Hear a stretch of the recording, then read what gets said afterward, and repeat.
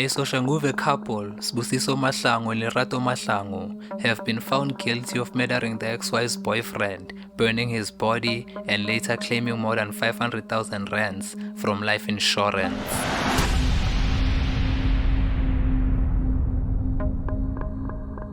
The story takes place in Soshanguve, north of Pretoria. It involves two men both named Sibusiso and their love interest, Lerato. Lerato was raised by her aunt and was employed by the insurance company they would later claim from. Before getting married to Sibusiso Mahlangu, Lerato was in a relationship with the deceased, Sibusiso Sithebe.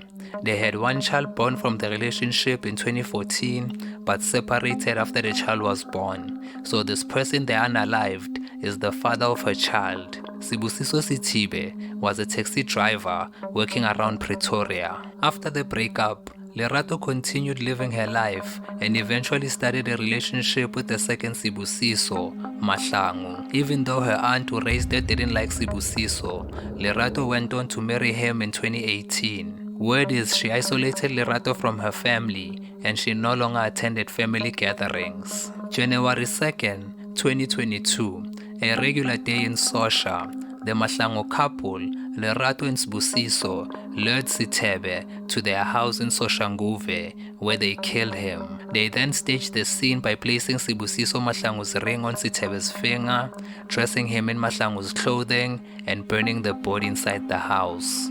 Lerato went on to pretend that she was coming from Kamhlanga in Mpumalanga after being informed about the fire. Upon arrival, she falsely identified the body as that of her husband to the police. Following this, Lerato submitted 3 fraudulent insurance claims with Old Mutual, where she was employed as a sales consultant.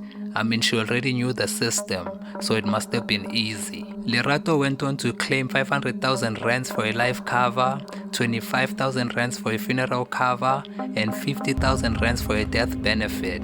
So in total, she got about 575,000 rands, probably used some for the funeral. Life continued and people went on with their lives, especially the family of the deceased. They thought it was over, not knowing they buried the wrong person. On the other side, Sibusiso Sithibe's family was wondering where he disappeared to the point where they called Lerato, but she told them she's dealing with the death of her husband and they're stressing her out about her ex's disappearance. Fast forward a year later, in Hammanskraal, Sibusiso Mahlangu was arrested on 18 April 2023 for possession of a stolen car in Hammanskraal. Police stopped the car they suspect to be stolen, not knowing they're about to go down a sinister rabbit hole. During the arrest and subsequent processing, authorities discovered that he had been officially registered as deceased. Shocked, cops couldn't believe they arrested a dead man. After being bussed driving a stolen car in Hammanskraal, police were about to profile Mahlangu when he confessed to murdering a man at his house on January 1st, 2022. He told the police he was at the home he shares with Lerato, enjoying late-night drinks, when a man barged inside. He said the man started swearing at him and they started fighting. I overpowered him and pushed him against the wall. He collapsed. I took the body to bed and burnt the bed using petrol, and when the fire started, I left the house, said Sibusiso in a statement. Sibusiso said while in police custody, he called Lerato to ask for money that the police had demanded for his release. At that point, he had not spoken to Lerato in a year.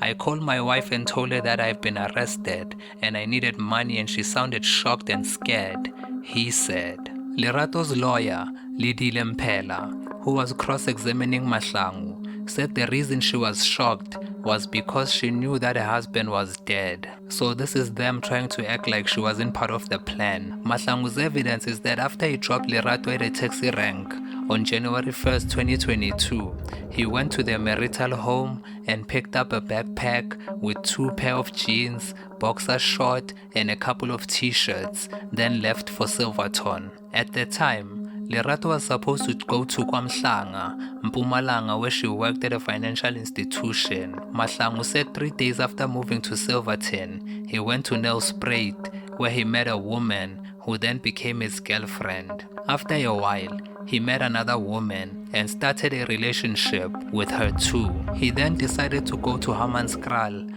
with the car of the First Lady, and that is where he was arrested because the owner had reported it as stolen. After Sibusiso's arrest, Lerato, the co-conspirator, was arrested 2 days later, blowing the lid on this whole scam. During the trial, however, Lerato had insisted that at the time that a body was found in her burnt house, she was in Mpumalanga, while Mahlangu had not stated in the confession who he fought with in the house, nor mentioned where Lerato was at the time. The judge found she and Mahlangu had conspired to kill Sithebe. It is strange that she arrived from Mpumalanga at her house during the fire alone at 1 a.m.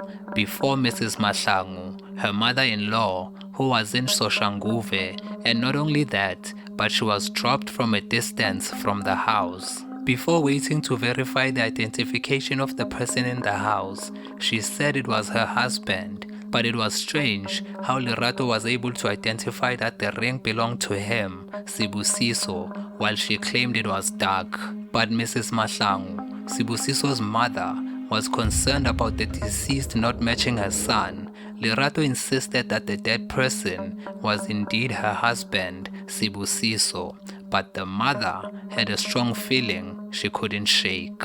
When Sibusiso Sithibe was led to Mahlangu's marital home, where he was unalived, Sithibe had told his partner he was going to fetch a taxi from a man who had promised him a job.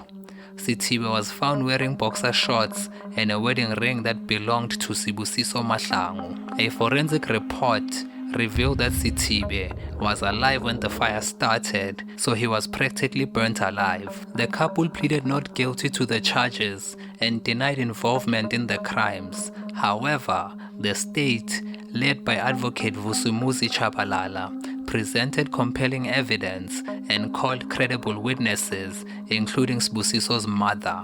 She testified about the events leading up to the funeral and how they were unable to view the body at close range because of COVID-19 regulations, which reinforced their belief that indeed they were burying her son. A confession statement that Sibusiso made to the police and later denied in court finally sunk him, leading to him and his wife being found guilty of the murder of their wife's ex-boyfriend for insurance money. While the court ruled that there was no direct evidence linking Sibusiso Mahlangu and his wife Lerato to the murder of her ex-boyfriend, Sibusiso Sithibe, the judge found the confession Mahlangu made about the crime, as well as circumstantial evidence that the state gathered against the two, were enough to convict them.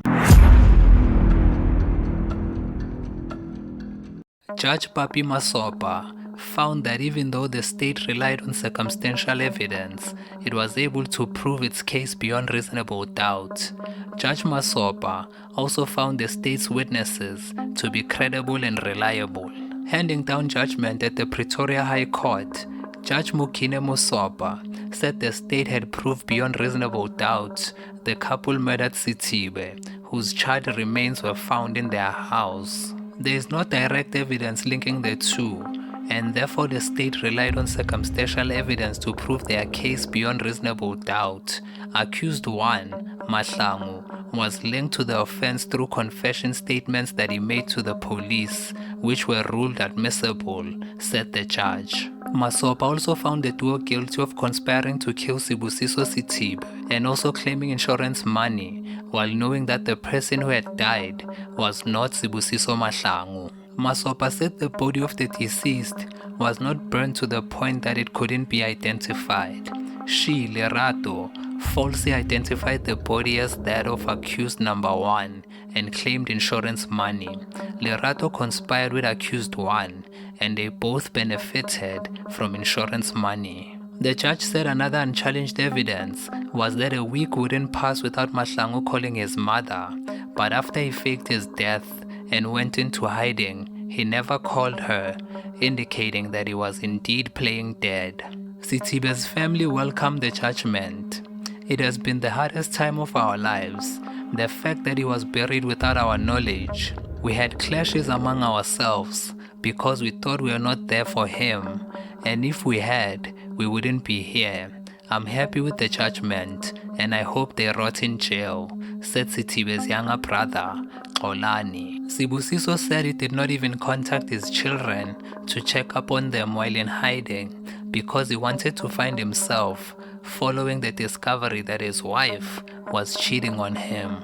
Asked by the judge whether he did not care about his children, hence he did not contact them, Sibusiso said he was just not in the right space at the time. I was not okay. I was depressed. I had lost my uncle, had just discovered that my wife cheated, and the only mistake I did was to walk away from my family.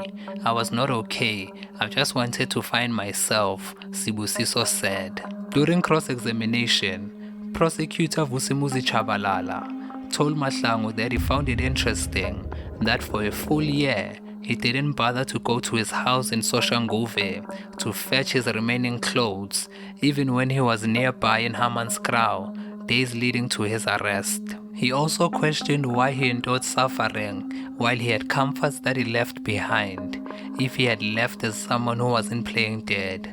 Even in Mpumalanga, you slept on the floor and didn't even have a bed, while you have a bed in Soshanguve, he said. In his response, Mahlangu said he didn't care because he had left to find himself. Pretoria High Court Judge Bapi Masopa said it was clear the couple was driven by greed and that the murder was pre-planned. Sibusiso and Lerato Mahlangu were convicted of the insurance murder of Lerato's ex-partner and were sentenced to life imprisonment.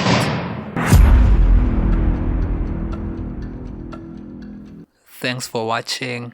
Please hit that subscribe button and hit that like button as it helps me out a ton, and I'll see you on the next one.